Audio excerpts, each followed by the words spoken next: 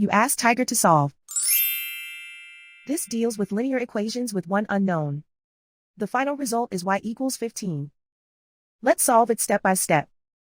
Group all constants on the right side of the equation. Subtract 32 from both sides.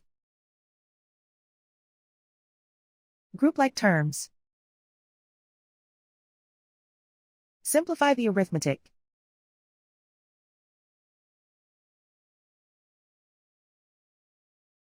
Isolate the y. Divide both sides by -6. Cancel out the negatives. Simplify the fraction. Cancel out the negatives. Find the greatest common factor of the numerator and denominator. Factor out and cancel the greatest common factor. And so the final result is y equals 15.